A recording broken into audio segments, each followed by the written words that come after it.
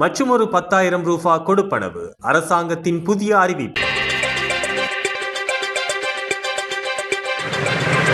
வெளிநாடுகளில் வேலைவாய்ப்பில் ஈடுபட்டுள்ள பெற்றோரின் 2 வயது முதல் 13 வயதிற்குட்பட்ட பிள்ளைகள் பகல் நேர பராமரிப்பு நிலையங்களில் இருப்பார்களாயின் அவர்களுக்கு மாதாந்தம் 10,000 ரூபாய் கொடுப்பனவை வழங்குவதற்கு தீர்மானிக்கப்பட்டுள்ளது. இலங்கை வெளிநாட்டு வேலைவாய்ப்பு பணியகத்தின் அதிகாரிகள் இந்த தகவலை தெரிவித்துள்ளனர். நாடாளுமன்றத்தில் அண்மையில் நடைபெற்ற மகளிர் மற்றும் சிறுவர் விவகாரங்கள் பற்றி அமைச்சுசார் ஆலோசனை குழு கூட்டத்தின் போதே அதிகாரிகள் இதனை வெளிப்படுத்தியுள்ளனர். இந்த குழு கூட்டம் மகளிர் மற்றும் சிறுவர் விவகாரங்கள் அமைச்சர் சரோஜா சாவித்ரி போல்ராஜ் தலைமையில் பிரதி அமைச்சர் நாமல் சுதர்சனவின் பங்கேற்புடன் நடைபெற்றது. சிறு பிள்ளைகளை கொண்ட பெண்கள் வெளிநாடு செல்வதால் சமூகத்தில் ஏற்படும் பிரச்சனைகள் குறித்து தலையீடு செய்யுமாறு வெளிநாட்டு வேலைவாய்ப்பு பணியகத்தின் பொது முகாமையாளருக்கு இந்த ஆலோசனை குழுவினால் இதற்கு முன்னர் அறிவுறுத்தல்கள் வழங்கப்பட்டிருந்தன. அந்த அறிவுறுத்தல்களின் முன்னேற்றம் குறித்து வினவப்பட்ட போதே வெளிநாட்டு வேலைவாய்ப்பு பணியக அதிகாரிகள் இந்த புதிய தீர்மானத்தை அறிவித்துள்ளனர்.